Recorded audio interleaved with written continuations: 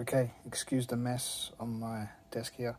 This is an experiment with drive-by-wire throttle body using a PWM controller, which is controlled by a potentiometer, but can be controlled also by an analog signal.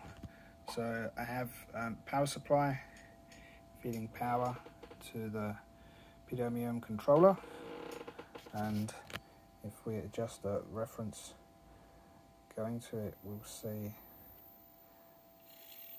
that we can regulate the position of the throttle body butterfly. We had some concerns about how strong this would be.